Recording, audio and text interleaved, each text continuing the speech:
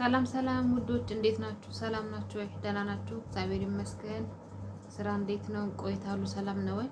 እኔ ጋር ሰላም ነው፣ እግዚአብሔር የተመሰገነ ይሁን።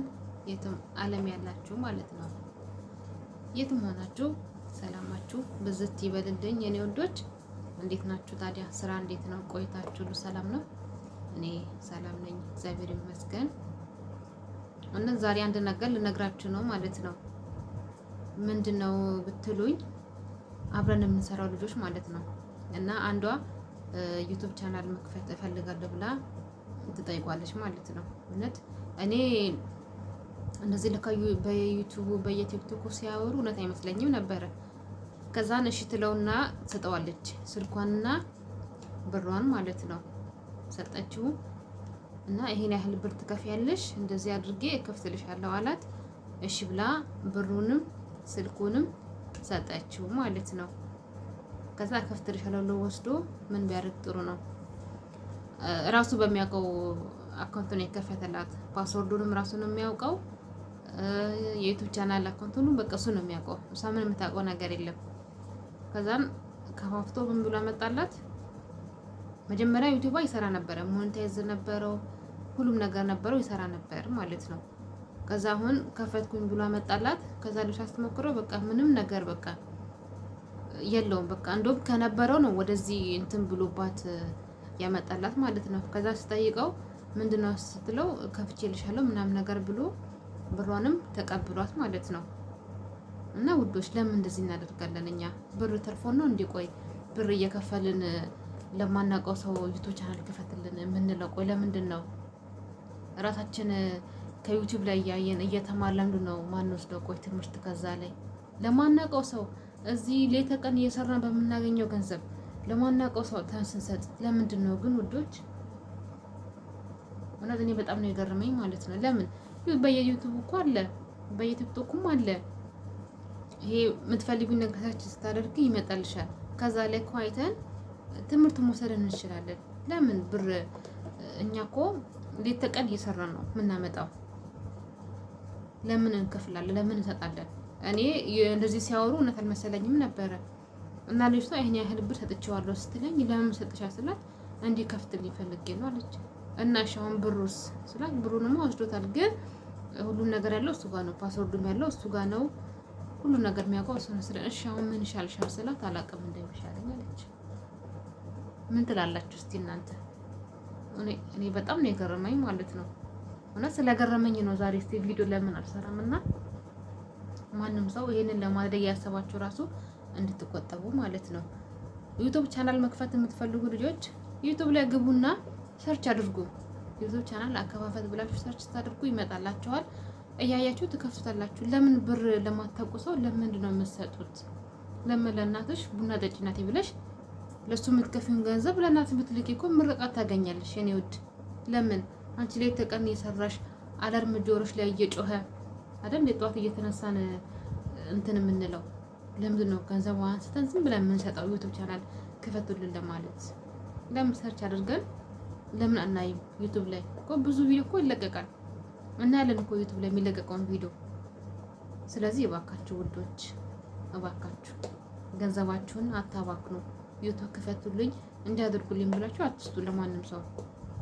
እራሳችሁ ቁጭ ብላችሁ አንድ ስልክ ካላችሁ በአንዱ ስልካችሁ እያያችሁ በሌላው መክፈት ትችላላችሁ። ለምን ገንዘብ እንትን ትላላችሁ? ይሄ ገንዘብ እኮ ዝም ብሎ አይደለም እየመጣ ያለው። ግን ደግሞ እናንተ ደግሞ የምትቀበሉ ሰዎች ግን ምንድን ነው? ለምን እንዴ? በማርያም በጣም እኮ ነውር ነው። ምን አለ 5 ደቂቃ 10 ደቂቃ ለማይፈጅ ነገር እናንተ ከ5 ከ6 ሺህ ድርሃም በላይ የምትወስዱት ለምንድን ነው?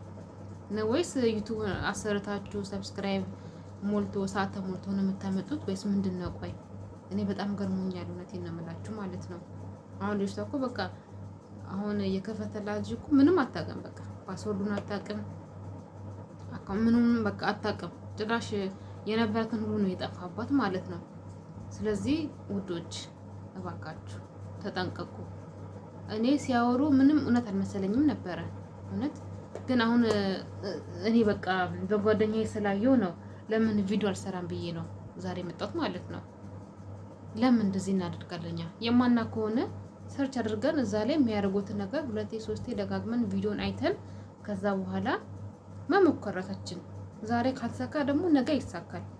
ነገ ካልተሳካ ደግሞ ከነገ ወዲያ ደግሞ ሊሳካልን ይችላል። እየሞከርን ደጋግመን ቪዲዮን እያየን መክፈት እንችላለን። ማለት ሁሉም ሰው እኮ አውቆ አይደለም የተፈጠረው። አንዱ ከአንዱ ነው የሚማረው፣ አንዱ ከአንዱ ነው እያወቀ የሚሄደው። ስለዚህ ዝም ብለን ብር አንስተን እንደዚህ አድርግልን ብለን ከምንሰጥ መጀመሪያ ትምህርት መውሰድ አለብን። ከዩቲዩብ ላይ ማለት ነው ሰርች አድርገን ከዛ ላይ ትምህርት መውሰድ አለብን። ዝም ብለን ብር እያወጣን ለሰው መስጠት የለብንም። እባካችሁ እባካችሁ ብራችሁን በደንብ ያዙ። እኔ በጣም ስለገረመኝ ነው። እና ይሄን ደግሞ እንደዚህ እናስከፍታለን ብላችሁ ያሰባችሁ ልጆች ደግሞ ካላችሁ ጥንቃቄ አድርጉ። ማንም ሰው እኮ እንደራሳችሁ እኮ አይሆንም። አሁን እናንተ ቪዲዮ 2-3 ብታዩ ቀጥ ብላችሁ ትከፍታላችሁ ራሳችሁ ማለት ነው። ሌላ ሰው ቢወስድላችሁ ግን እናንተ እንደምትፈልጉት አይከፍትላችሁ። አንደኛ ነገር ብራችሁን ትከስራላችሁ እህቶቼ። ለምን ብር እያወጣ ለምን ነው የምንሰጠው? ቆይ ብር እኮ ዝም ብሎ እኮ ወደኛ አይመጣም። ሳንሰራ ሳንለፋ እኮ አይመጣም ወደኛ። ለምን ግን ለምን?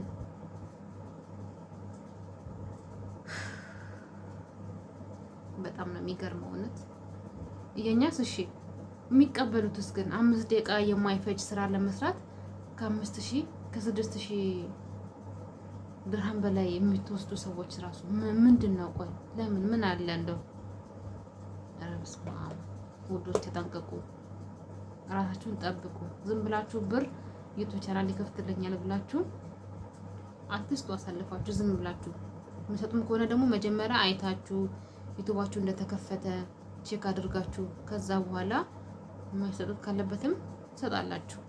ዝም ብላችሁ ብር አውጥታችሁ ስትሰጡ በኋላ ላይ እሺ እሱ ከፈተላችሁ፣ ከዛስ እሺ ዩቲዩባችሁ ምንድን ነው የሚሆነው? ያንን የሚያክል ብር ሰጠሽ ዝም ብለሽ፣ እሺ ከዛስ ዩቲዩብሽ መጣ፣ ምን ልታደርጊ ነው? ከዛ በኋላ ራስሽ ድጋሚ ወይስ እኔ እንጃ ብቻ እኔ አላቅም። ውዶቼ እናንተ ምን እንደምትሉ አላቅም። ሀሳባችሁን ኮሜንት ላይ አስተያየታችሁ ስጡኝ ማለት እፈልጋለሁ። እንግዲህ እኔም ያው አዲስ ጀማሪ ነኝ፣ አበረታቱኝ፣ ላይክ አድርጉ ቪዲዮውን፣ ኮሜንት እና ሰብስክራይብ ያደረጋችሁ ቤተሰብ ሁኑ ማለት እፈልጋለሁ ውዶቼ። አመሰግናለሁኝ ስለተከታተላችሁኝ። መልካም አዳር ሆነላችሁ ውዶች። ቻው